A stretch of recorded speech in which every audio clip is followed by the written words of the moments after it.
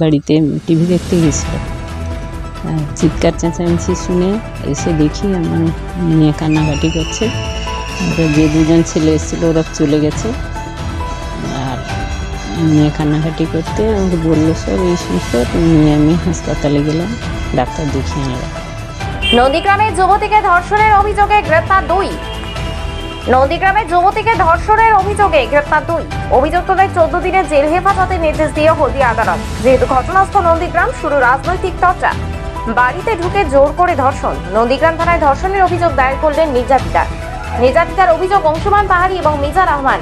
একজনের বাড়ি নন্দীগ্রামে, অপরজনের বাড়ি নন্দীগ্রামের গোপীমোহনপুরে। দুজনের সঙ্গে দীর্ঘদিনের বন্ধুত্বের সম্পর্ক। অংশুমান পাহাড়ি আর মিজা ড্রাইভার আমার পূর্ব পরিচিত বন্ধু ছিল। তো ওনারা আমাদের বাড়িতে যাতায়াত করত। তো গত শুক্রবার রাত 10:30টার সময় ওনারা এখানে কোথায় অনুষ্ঠান দেখতে এসে আমার বাড়িতে আসে। তো আমাকে আওয়াজ দিতে আমি জিজ্ঞাসা করলাম কে। তো ওনারা বললো, একজন বললো আমি অংশুমান পাহাড়ি, আর একজন বললো আমি মিজা ড্রাইভার। বলতে আমি উঠে এসে দরজা খুলি, ওরা জল খেতে চায়। তো আমি বাড়ির ভিতরে জল আনতে গিয়ে দেখি না, ওরা এসে আমার ঘরের মেন দরজাটা বন্ধ করে দেয়।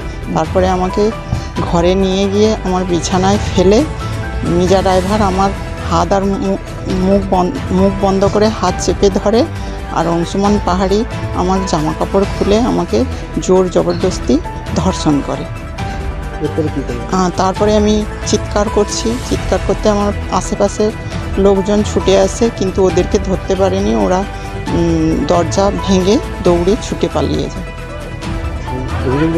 হ্যাঁ, তারপরে আমি অসুস্থ ছিলাম, আমি নন্দীগ্রাম হাসপাতালে ভর্তি হয়েছিলাম। তারপরে থানাতে আমি একটা এফআইআর দর্জ করেছি। আমি চাইছি ওনারা আমার বন্ধুত্বের সম্পর্ক নিয়ে যে দুর্ব্যবহার করেছে তার কঠোর শাস্তি চাই। আমার নাম সোমা মণ্ডল, বাড়ি সিঁদুরটিয়া। এটা 3 নম্বর নরসিংহপুর এলাকা পড়ে। আমার এখানেই বাড়ি। গত শুক্রবার 1 মার্চ রাত্রি 10টা নাগাদ মহিলা তখন বাড়িতে একা ছিলেন। মহিলার মা পাশের বাড়িতে টিভি দেখছিলেন। সেই সময় 2 অভিযুক্ত তার বাড়ির সামনে এসে মহিলার নাম ধরে ডাকাডাকি করে। মহিলা পরিচিত ব্যক্তি দেখে বাড়ির দরজা খোলেন। অভিযুক্তরা তাকে জানায় তারা কাছেই একটি অনুষ্ঠান দেখতে এসেছিলেন এবং তারা জল খাবেন। বাড়ির ভেতরে নির্যাতিতা মহিলা জল আনতে গেলে 2 অভিযুক্ত অতর্কিতে বাড়ির ভেতরে প্রবেশ করে মহিলাকে জোরপূর্বক ধর্ষণ করে বলে মহিলার অভিযোগ। মিজানুর রহমান তাকে ধরে রাখে এবং অংশুমান তাকে ধর্ষণ করে। মহিলার অভিযোগের ভিত্তিতে নন্দীগ্রাম থানার পুলিশ অভিযুক্ত দুজনকে গ্রেফতার করে হলদিয়ার আদালতে পাঠিয়েছিল। হলদিয়া আদালত 2 অভিযুক্তকে 14 দিনের জেল হেফাজতের নির্দেশ দিয়েছে। এই ঘটনাকে কেন্দ্র করে শুরু হয়েছে রাজনৈতিক চর্চা। দেখুন, বিষয়টা হচ্ছে এটা আমাদের রাজ্যের সবথেকে লজ্জাস্কর ব্যাপার।